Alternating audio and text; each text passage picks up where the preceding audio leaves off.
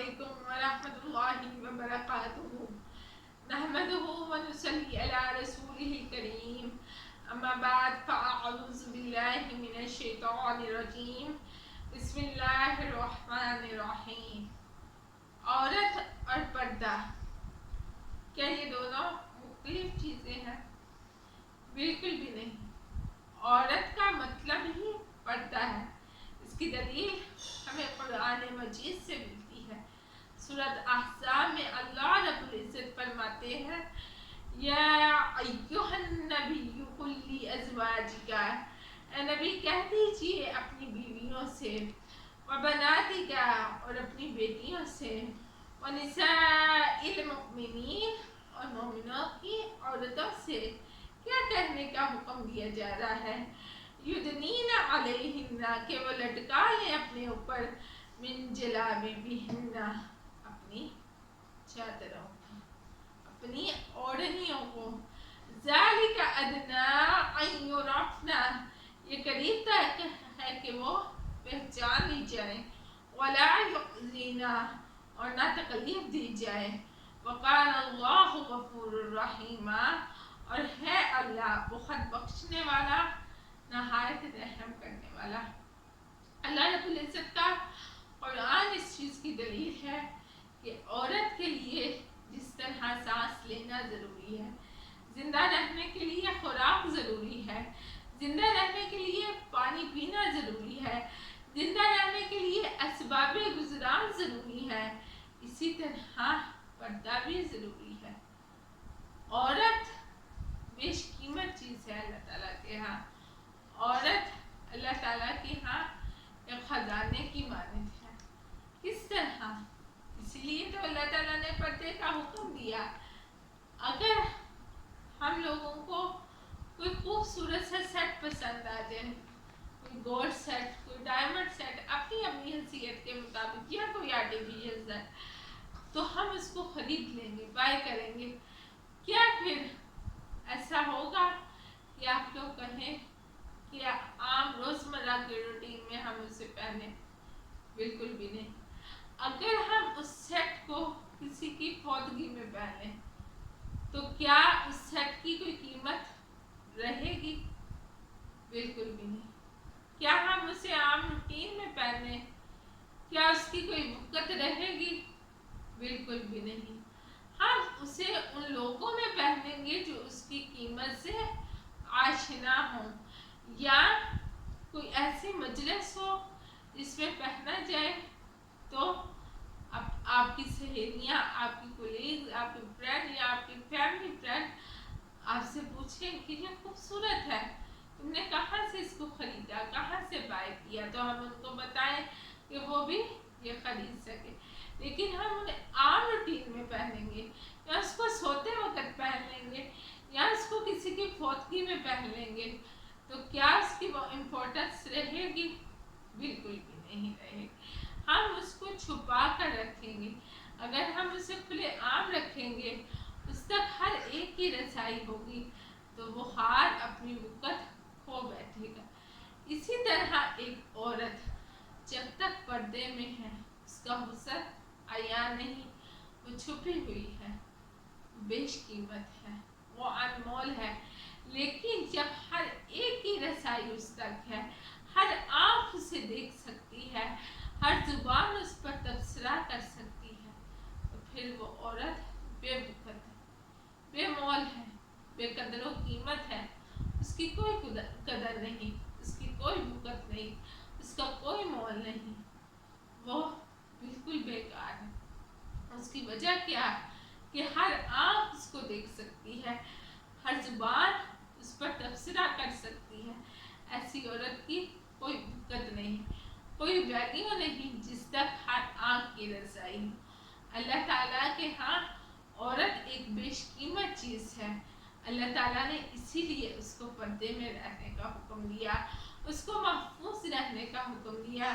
کچھ لوگ کہتے ہیں کہ اسلام نے عورت پر بہت زیادہ باؤنڈریز لگائی ہیں۔ اسلام نے عورت پر باؤنڈریز نہیں لگائی۔ اسلام نے عورت کو تحفظ دیا ہے، اسلام نے عورت کو عزت دی ہے، اسلام نے عورت کو وقار دیا ہے،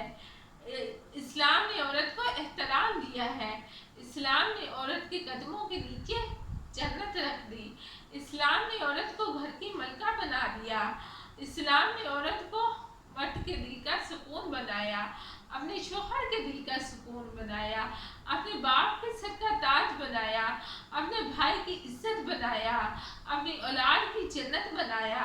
اس سے بڑا جو ہے مقام کسی مذہب نے، کسی سوسائٹی نے عورت کو نہیں دیا جو کہ اسلام نے دیا۔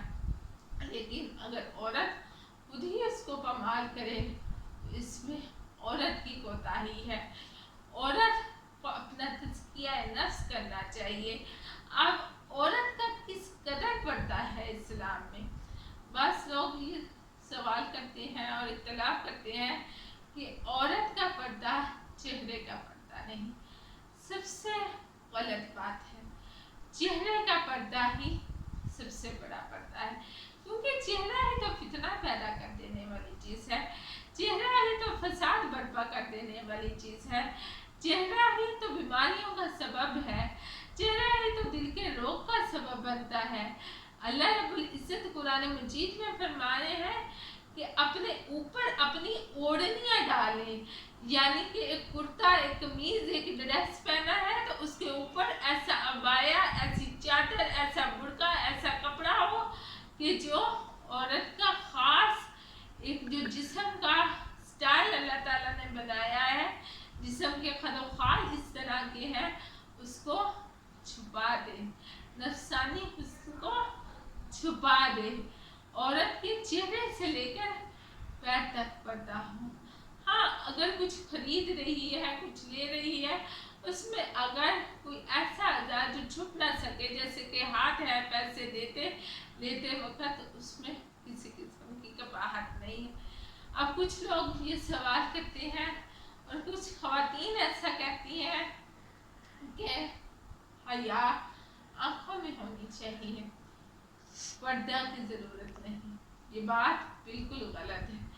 پردے کا حکم جب نازل ہوا تو اللہ تعالیٰ نے فرمایا یا ایھا النبی قل لازواجک و بناتک، سب سے پہلے اے نبی کہہ دیجئے اپنی بیویوں سے اور اپنی بیٹیوں سے، وَنِسَاءِ الْمُؤْمِنِينَ اور مومنوں کی عورتوں سے۔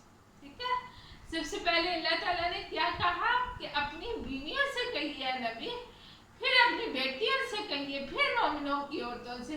اس سے کیا پتہ چلتا ہے کہ ازواج مطہرات پر بھی پردے کا حکم نازل ہوا۔ سیدہ فاطمہ بھی پردہ کرتی تھی، آپ کی چادر اتنی لمبی ہوا کرتی تھی کہ پیچھے سے قدموں کے نشان بھی مٹ جایا کرتے، اور کہا کرتی کہ کہیں لوگ یہ نہ دیکھیں کہ یہاں سے محمد صلی اللہ علیہ وآلہ وسلم کی بیٹی گزر کر گئی ہے۔ اتنی باحیا، اتنی پردہ کرنے والی عورت، اور ہم لوگ کہتے ہیں کہ آنکھوں کا پردہ ہونا چاہیے۔ بالکل بھی نہیں، ایسا نہیں ہے۔ اللہ تعالیٰ کا ایسا ہوتا تو اللہ تعالیٰ پردے کا حکم ہی نہ نازل کرتے۔ ہم لوگ اللہ تعالیٰ کے پیارے نبی صلی اللہ علیہ وآلہ وسلم کی بیٹیوں یا بیویوں سے زیادہ باحیا نہیں ہے، ان کی آنکھوں سے زیادہ ہماری آنکھوں میں شرم نہیں ہے۔ اگر ان باحیا عورتوں پر، ان حیا کی پیکر پر اللہ رب العزت نے پردے کا حکم نازل کیا تو اس سے کیا بات پتہ چلتی ہے کہ ہم پر بھی پردے کا حکم ہے۔ یہ نہیں کہ ہم کہتے ہیں کہ ہماری نظریں صاف ہیں، ہمارا اخلاق اچھا ہے، ہمارا کردار اچھا ہے تو ہم پردے سے بری ذمہ ہے، ہم پر پردے کا حکم نہیں، ایسا نہیں۔ عورت کے معنی ہی پردے کے ہیں، عورت کے معنی ہی پردہ کرنے کے ہیں۔ اگر عورت گھر کی چار دیواری میں ہے، ادھر اس کا باپ ہے، اس کا بھائی ہے، تو وہ اس سے کس حد تک پردہ کر سکتی ہے، آپ کس حد تک؟ اس سے ان کا چہرے کا پردہ نہیں، باقی جسم وہ پردے میں رکھیں گی۔ عورت کا عورت سے بھی پردہ ہے، یعنی عورت کا سطح نہیں دے سکتی۔ اگر عورت گھر سے باہر جا رہی ہے تو ادھر نامحرم بھی ہے، وہاں پر عورت کا سر سے لے کر پیر تک پڑتا ہے، کوئی چیز وہ عیاں نہیں کر سکتی سوائے اس چیز کے جس میں لین دین کا معاملہ ہو، یعنی کہ ہاتھ، اور اگر وہ اس پر بھی پردے کا اہتمام کرتی ہے تو اللہ تعالیٰ کے ہاں محترم اور عزت دار عورت ہے۔